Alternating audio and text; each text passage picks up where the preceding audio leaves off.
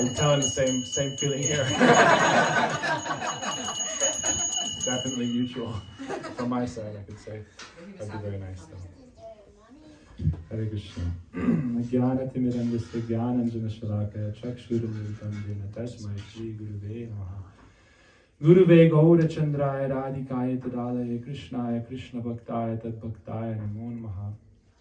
Vandeham Shri Guru Varam Shri Rupanuga Pravaram Brajarasa Rasikanchara Namo Vishnu Padaya Krishna Prasthaya Kleshmati Bhakti Vedanta Swami. Jai Shri Krishna Chaitanya Prabhu Nityananda Shri Advaita Gadadhar Svasti Gaura Bhakta Vrinda. Hare Krishna Krishna Krishna Hare Hare Hare Ram Ram Ram Hare Hare. Jai Shri Prabhupada Ki Jai. So, just some interesting things I've been thinking of just the last 10-15 minutes, I could say, about Varaha. We had our morning class. In the mornings we memorize verses from the Bhagavatam, and we're also reading about Shri Varaha. So, how many of us you know the story of Varaha? Probably, right? So I wanted to tell some more kind of details that surround the story rather than just the whole story. The basic story is very interesting, of course. But some interesting facts are that you can see the kind of connection between Nrsingadev and Varahadev, which is, I think, unique amongst the avatars. Nrsingadev and Varahadev both come relatively similar, yuga at least, Satya Yuga, similar time. And so there's a lot of connections between Nrsingadev and Varahadev.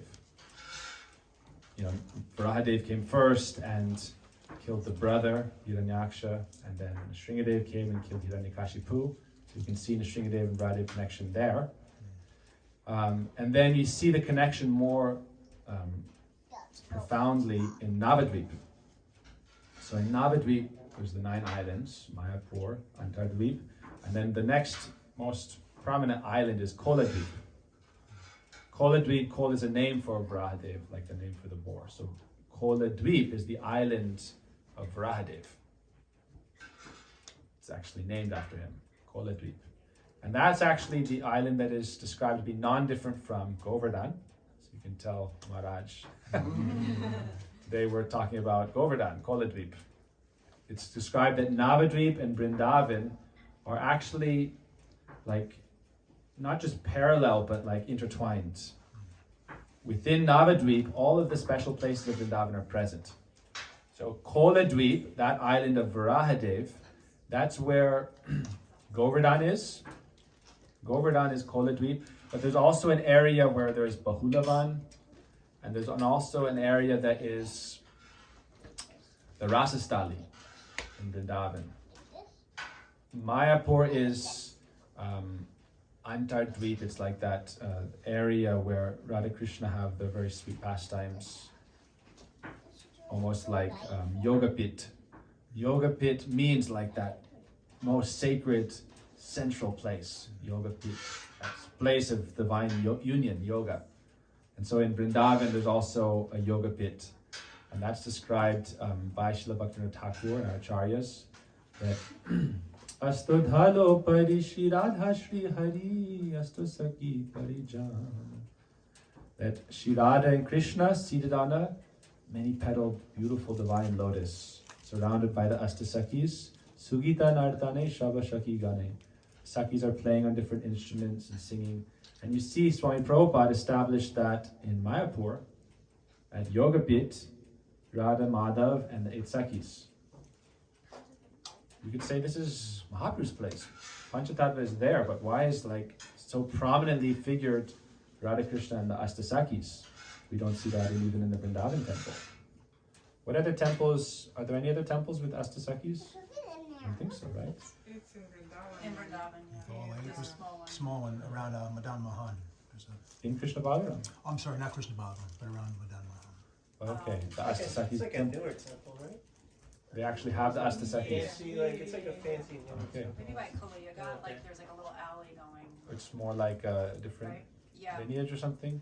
Maybe they embarked us, I don't know. Anyhow, Mayapur, having Radha, Madhav, and the 8 Sakis, it's showing the connection between the yoga pit of Vrindavan and the yoga pit of Mayapur. How they're almost because we say parallel and we think of them as alongside each other, but they're actually it's just like they're multi-dimensions in one corporal dimension almost. Like they're both there. Vrindavan and Mayapur Navadvip, they're both right there. It's just which one can you access? Adhyapya Se Lila Kori Gora Rai. The Shastra says even now Gora Lila is going on, Vrindavan Radha Krishna Lila is going on. It's just if you can see it or not. So in the spiritual world, Navadvip and Vrindavan are both, they have their own dimension, but they're also on the highest levels of the spiritual realm. So in this world where Navadvip is, especially in this age of Kali Yuga, it's described that Navadvip is the most important Dham. So this is kind of going into the next topic of Lord Nityananda, but just setting this kind of stage.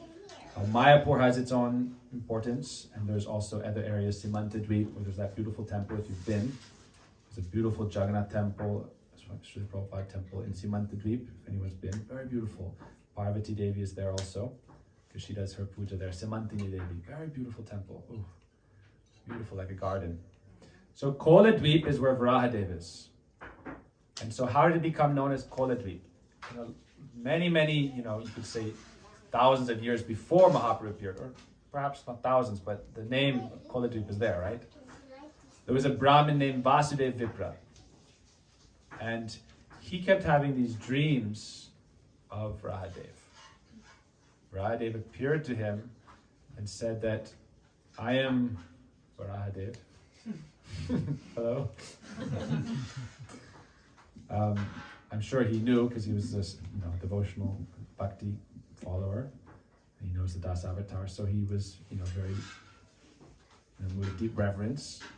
And Varahadev said, this is my place. We see different areas. This is one of the things about when Varahadev lifted the earth. It's interesting, a lot of the pictures you see, the earth was very large on the tusks. But we were reading this morning in the Bhagavatam how it said the earth was like a spot of the moon. Hare Krishna. Spot of the moon on the whole moon. Because one of the Varahas is white, and one of them is reddish, as we usually see the paintings. There's Sveta Varaha in Mathura. When we go on Parikrama, in Braj Mandal Parikrama, we go to the place where Sveta Varaha, the white Varaha, and then there's the reddish Varaha. So the earth is described to be like a dark spot on the moon of his tusk. Perhaps it's because his tusk is white also, I don't know. But it's described there in the Bhagavatam verses that the moon is like, perhaps this is Jayadeva Goswami's commentary, a dark spot in the Das Avatar song. Because the earth is bluish. So it has this kind of sham complexion. Because it's mostly water, right? We won't get into flat earth versus global earth here. I have a friend, and I'm not picking sides here. There we go. I have lots of things to do. I have lots of rounds to chant and seva to do, so this is kind of like that endless, debate, I'm not picking a side.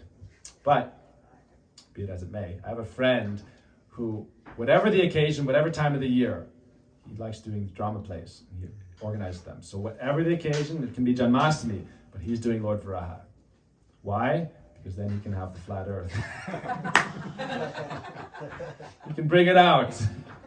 And he's like, but it's Janmashtami, but I'm doing Varahadev. Why? Because I'm going to bring out my flat earth on his tusk. And everyone's like, okay, there you go. So, no debate there. So Varahadev lifted up the earth, but when he lifted her up, some of the hairs on his body fell on the earth, and that became kush grass. So when we're sitting and doing mantras, or chanting, or doing a yagya, or archan, we're advised to sit on kush. It's a type of straw kind of grass thing, and it's very pure because it comes from the Lord. And also, Prithvi Devi had a son from a drop of sweat of Varaha. You've heard of that? His name was Naraka. It's very interesting. Mother Earth and Varahadev had a son. His name was Naraka. And because of bad association, he became Narakasur. And when Krishna came, he was that one who stole all the princesses to try to marry, and Krishna had to come and kill him. So it's a very interesting kind of showing that just because you have a good birth Doesn't mean bad association can't influence you. It's kind of good instruction there. You can have the best birth, God and Mother Earth as your parents. But because of demonic association, he became antagonistic to the Lord, tried to just enjoy everything and be completely demonistic. And so he ultimately was destroyed and got liberation. So all's well that ends well. So Varahadev, Koladvip, right? Koladvip is his place, his island. But the story that's where it gets interesting, because I've never thought about this before, Nrsingadev and Varahadev, how they have a connection. Obviously they all have connection because they're all Krishna. But Varahadev and Nrsingadev in particular, they both came in Satyuga, killed the brothers Hiranyaksha, Hiranyakashipu. So to Vasudev Vipra, the Brahmin, they both appeared in a dream to him, as Nrsingadev and as Varahadev. Yeah, he got to see Varahadev, and we were talking this morning with Gopamati, how beautiful Varahadev is also. Even though he's in this form that you don't necessarily think of like the most beautiful creature, he was extremely beautiful. Extremely beautiful. And Nrsingadev also. You know, I'm sure Nrsingadev is very ferocious, but to the Bhakta, he's very beautiful. Prahlad wasn't afraid. Lakshmi Devi even was afraid. Brahma was afraid. But Prahlad wasn't afraid. So the Lord is very beautiful. So Vasudeva Vipra saw him as Nrsingadev and as Varahadev. And he actually had more attraction to Nrsingadev. But Varahadev said, it's my place. It's Koladvip, not Nrsingadvip. Nrsinghapali is nearby also. From Navadvip, from Koladvip, you go to Nrsinghapali. So anyhow, Koladvip is established there. He said, establish my murti. And then he said, soon the root of all of us is coming. Who is? Chaitanya Mahaprabhu. And so a lot of these stories are important to show that sometimes people relegate Mahaprabhu to kind of like a subordinate, inferior position. But really, Mahaprabhu and Krishna are one. Mahaprabhu, Krishna, Jagannath, they're the root of all avatars, avatari. The root of all incarnations. And so we see a lot of the other incarnations come to Navadvip, even before Mahaprabhu, to take shelter of Mahaprabhu. And so he told him, oh, I'm really coming. The root of all of us. Mahaprabhu is coming to give prem, to establish Harinam Sankirtan. So I want to be here, waiting for that, to see it happen. And so he took residence there. And there's another interesting story about Nrsingadev and Varahadev.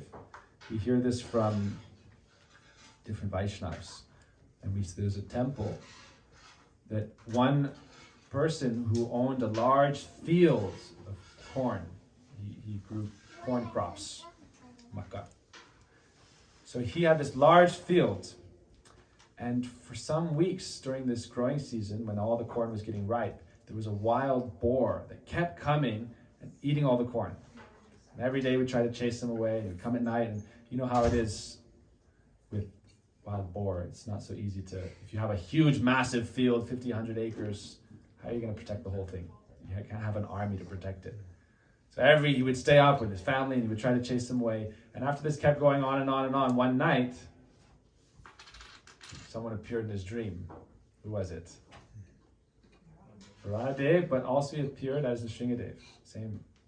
And he said, actually, I'm coming as Varahadev because I really, really, really like corn. It's my favorite food. So corn on the cob is bona fide. We were talking about it this morning, corn on the cob, corn chowder, corn and pea paneer, corn bread, corn muffins. Okay, Varahadev, what should we offer him? He really said, I really like it. So please just let me come and eat. And he said, don't worry, you won't make as much money from your crops. Make a temple of me. People will come and give you donations. No problem. So these are just a few, interesting pastimes. I didn't want to go through the whole pastime, even though that pastime is a very beautiful story. How he fights with Hiranyaksha. And we see in that pastime how he really enjoys almost like a WWF kind of banter. Who's read, like even in the Bhagavatam verses, have you read? The banter between Hiranyaksha and Varaha, it's like they're hurling insults after insults for a whole long time. It's like the original galactic battle. And each of them is the size of many planets, like bigger than Jupiter. We were talking about it today, because Varahadev had the earth on his tusk, right? So he was very big, and Hiranyaksha was similarly big because he was, they wanted to have a good fight. So if you can imagine their size and space on the causal ocean, and they're fighting with clubs and then by fists. But even before that, there's a whole, weigh-in, insult, kind of back and forth battle. And it's something very interesting to read when you have some time. Srimad Bhagavatam 3:13, Canto 3, Canto 3, Chapter 13 onward. They have this beautiful debate. And they have a long fight, and usually with these fights, like the demigods are watching, and they're afraid, when it goes on, and they say, kill him quickly, nighttime's coming, demons get more powerful. It's like they know the story. Krishna never loses, right? But still, maybe by Yoga Maya Shakti, they're like afraid maybe the Lord will lose. And so they say, stop playing with him. Because it's described, he's playing with him like a cat playing with a mouse. But he's enjoying the fight. And one of the interesting points is that why even in this case the devotees take on the forms of the most powerful demons, because they were devotees, Jai and Vijay, at the gates of Vaikuntha. So it's very interesting to see the Lord's pastimes from like a material perspective. It's a horrific thing. The demons are coming and they're terrorizing and causing so much struggle and strife, and it's true. But from another perspective, the devotees had a desire in their heart that the Lord enjoy the pastimes of fighting. Virya ras means chivalry, fighting. And that's one of the rasas, the moods, flavors of exchange with the devotees and the Lord. 7 secondary rasas, 5 primary rasas. Hasya, Adbhut, Bhayanak, Virya, Karun, laughter, like Krishna playing with the sakas. Karun, a very sad mood, So there's this mood of chivalry that Jai Vijay knew in their heart. They were thinking, let us provide that opportunity for the Lord. Because how can any ordinary jiva give such a good fight to the Lord? To give him a good experience. And so they took on, and that, by the will of Yoga Maya, that whole pastime with the 4 Kumaras, and how they cursed Jai and Vijay, and they took births as demons, that all went on. So it's just some interesting things about that. So one more thing about Varaha Day, we probably have about 5 more minutes. 2-3 minutes. The last days we've memorized the 4 important verses of the Gita, Chatusloki Gita and Chatusloki Bhagavatam. And so an interesting point about that is that Chatusloki Gita, Krishna starts saying, everything comes from me, aham sarvasya prabhavo. He said, iti madva bhajante mam, those who know this worship me with love, and develop relation with me. So sambandha abhideya, knowledge of relationship, who I am, who is God, who is this, what is this world, and then what is our process of awakening divine love. So in the process of awakening that loving relationship, the last verse of Chatusloki, Tesham ivanukam partam aham jnana jantama nashriyamat prabhavasto jnana dipena bhashvata. May the Lord says that those who are focused on my devotion, aham jnana jantama, I jnana dipena bhashvata, with the torchlight of divine knowledge, jnana dipena bhashvata, I eradicate all darkness of ignorance. And the Srimad Bhagavatam Chatusloki has a similar sentiment about the power of the Lord. So we've been thinking about how Varahadev serves somehow in this function by eradicating anarthas. So he takes on the form of a boar, and he comes into our hearts, which is like a field, kshetra, and he digs up all of the anarthas. Anarthas are any kind of blockage, spiritual blockage, like what do they call when you have like a heart artery block? Spiritual arteries are blocked with anarthas. So we pray to Varahadev, please come in my heart. The Lord is like, Krishna says, there's a verse of Bhaktivinoda Thakur, Babarog Nashite Chatur. Krishna is the expert doctor. He comes into our heart and does surgery. So sometimes as the patient, we say, doctor, don't make it hurt. Give me some good anesthesia, or like, I have diabetes. I want you to cure my diabetes with ice cream. Donuts, and rasgullas, and sweets. No.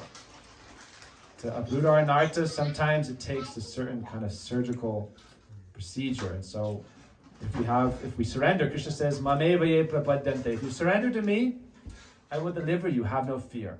Ata urdvang nasang in the Gita. I will uplift you, don't fear. Let me do the process though.